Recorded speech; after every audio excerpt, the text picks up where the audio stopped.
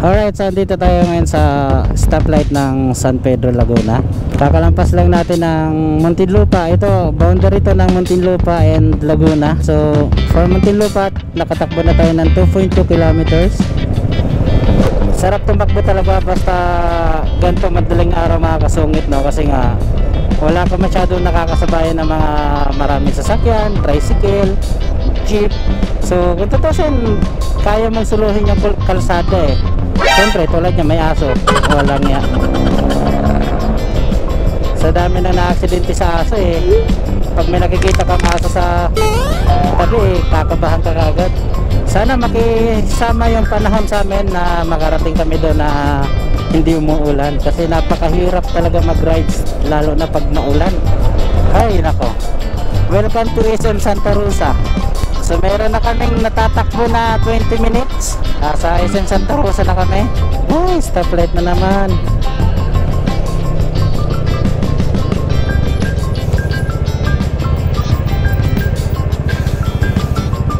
Ang yaman sa stoplight na Santa Rosa. Stoplight na naman. Oo nga eh. Alright mga kasungit, so andito tayo ngayon sa San Pablo, Laguna. Ito, nakikita nyo itong karatula na to. Dito kami sa may 7-Eleven, katabi nitong McDonald's. So ito, first stopover namin. Hindi ko na kinaya yung antok dahil wala pa akong tulog, galing pa ng trabaho. So, ang gamit natin, ADB, kaya ito sa grupa natin. Yan. So ngayon, kakape muna kami. May baon akong kape at saka baso, at syempre may baon din siyang itlog. Ayan.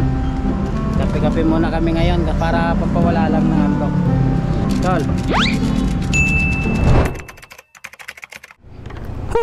Alright mga kasungit, gear up na kami. So nagpapalit muna ako kasi inantok talaga ako. Si Otol muna ay magdadrive. Naka Google Map naman siya. Alright.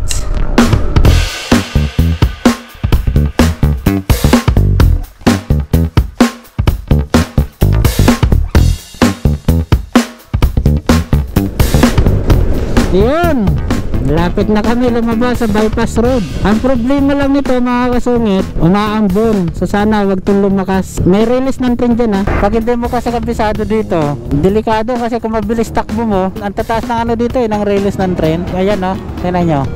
Ayan o. Yan, pwede kayo simplang yan. Ayan o. Oh, di ba? Ha? Oo. Alright, so dito kami sa may intersection ng Sariaya at saka Lucena. Ito, ayan o.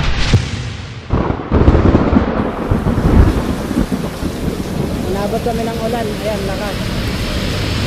Tumilong muna kami dito sa tindahan. Yung kasama namin ang tutunahan. Ayan o. Sana all naka big bike, hindi tinatabla ng ulan.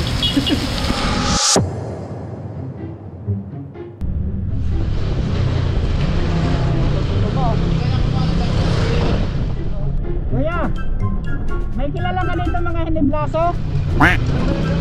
Ha? Saan? Ha? Hindi, mga hiniblaso. Anong barangay? Hindi ko alam eh. Meron? Ito ano to, yung pier? Oo, ito direct sa kakaliwa. Yung pantalan? Oo, ay yan may hiniblaso dyan. Pero malapit na dyan yung pier, yung ano ng ano, Kalawag. Sagad, tapos kaliwa. Diretso lang. Sige. Thank you. Thank you. Sikip. Wala. Iikot lang doon. Iikot lang doon. Ha? Oh, doon no.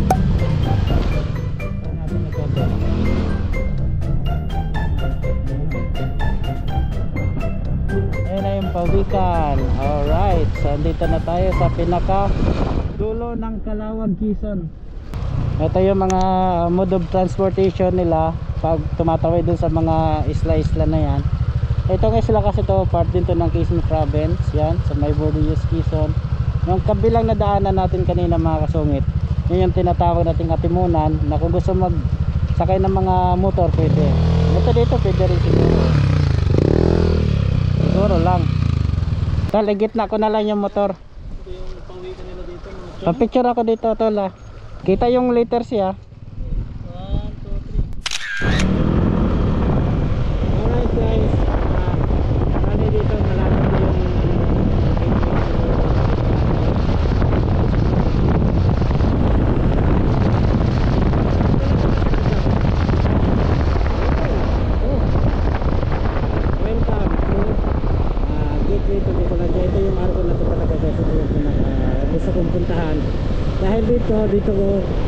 gusto ko tatapusin tong taon ang 2023 na mapuntahan ko yung Gitna sa Bicolanja, dahil yung mga taon yung dumaan ang gamit ko naman ay si Fury. So ngayon ito ang ginamit ko ngayon sa ATV. So yan na nga, nakarating tayo ng ligtas dito sa Arco ng Gitna sa Bicolanja.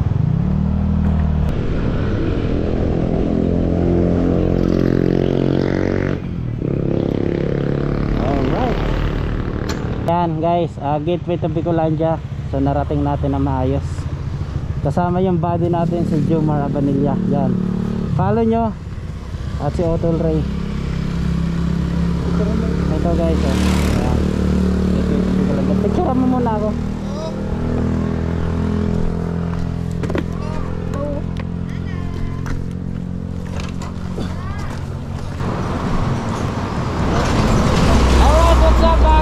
Update tayo. So andito na tayo sa gateway to Bicolanja. So ito nga ang namamagitan ng kalsada ng Bicol Region and Quezon Province. Ito, ayan guys, kung nakikita nyo, ayan o, Daang Maharlika, Calawag to Bicol boundary. So ito, Camarines Norte na. Ito yung pinakabungad ng Bicol. Camarines Norte, nakikita nyo sa taas. Ito lang talaga yung sadya ko napuntahan dito sa lugar na to. Yan, so dinamay ko na to si Abanilla at syempre si Otol Ray. So pag-follow ng Facebook page nila, yan, bilis oh. Yan oh. Alright, touchdown. So yun mga tol, hindi ako makapag-vlog sa Hero 8 dahil yung Hero 8 namin bumigay. Nagpapahinga lang kami mga utol dahil ayun, kita nyo naman, uulan. Simula Lukban, Quezon. Lukban ba tayo naabot? Lucena? Lucena. Sariaya pala. Yun. Simula Sariaya, mga utol hanggang dito. Hindi, naputol naman eh. Tapos mga tol, nagkaroon pa pala kami ng mga problema, no? Yung gadget namin, yung Hero 8 na ginagamit namin ng camera ni Sena Motovlog. Di namin alam kung nabasa habang inabot kami ng ulan kanina. Pero hindi, tol eh, kasi nung binalutan natin ng plastic, nung nag-moist, tsaka siya nagkaganon eh, no? Tapos yung cellphone niya, ewan, naghahanap na rin ng kapalit. Wala na ang cellphone. Wala naman ko bago. Yan, pahinga lang kami mga tal, balikan namin kayo, may update namin kayo kung saan kami mapapadpad dito sa lugar ng Bicol, Quezon. Actually nasa Quezon pa lang kami. Sa boundary ito ng ng Bicol. Alright guys, so paalis na kami, girap na. So nagpatila lang kami kasi sobrang lakas ng ulan. Dito, pabalik na kami ng Lopez. Nay, maraming salamat. Shoutout kay nanay. Ito kay ate. Yan. So maghanap na kami ng mapag-iistihan namin ngayon. Alright, let's rain, go away.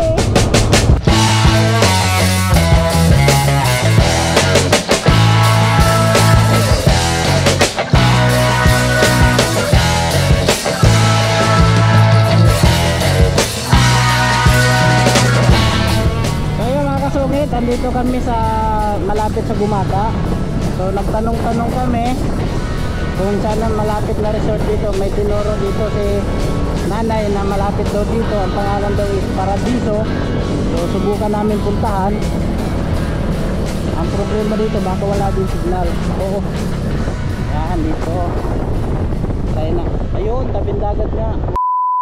Yan, hindi na to simento. Hindi na to simento putik yan Ano na to adventure na to Oo nga eh. Ami, may resort po dyan sa dulo. Ay ito, Paradiso, yun beach resort. Yan, Paradiso. Thank you po. Medyo subukan natin yung dual sports trail bike mo dito.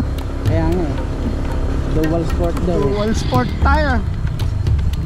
Sorry Red Ranger, kailangan mo kaming hati dun sa resort kasi kailangan namin mag-resort.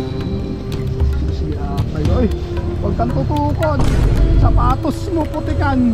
Sigurado yan.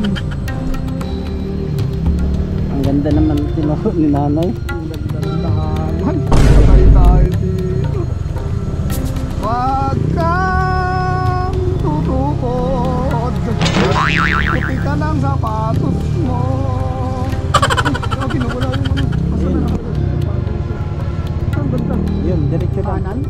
kanan.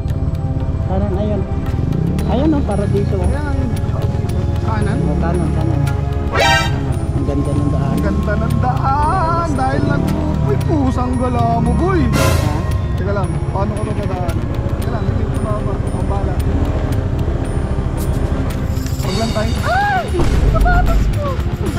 Ito, may ano. May kutsi. Teka, kaya natin yun. Taba ka muna doon. Tangas mo doon.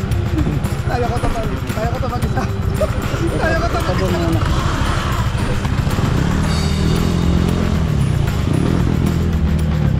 Walastik na daanan. Oh.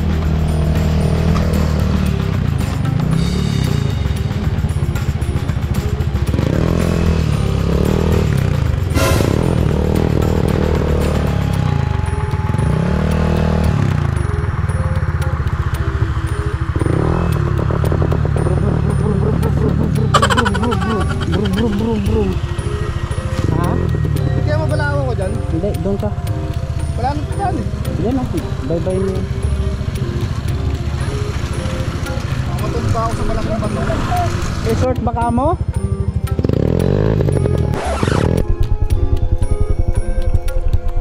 Wah! Putang ina mo ka! Yan. Resort pa more.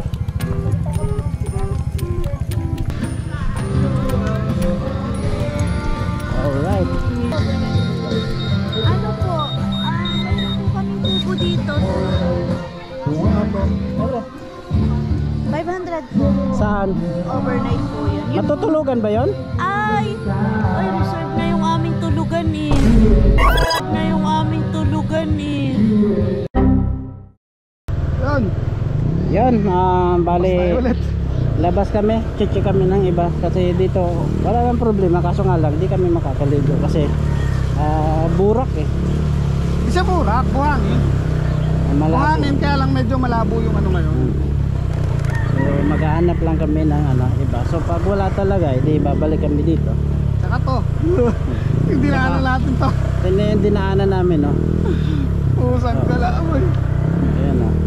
Nagkamali tayo dito ng dalawa, dulas tayo. Kaya nga, wala ka magkamali.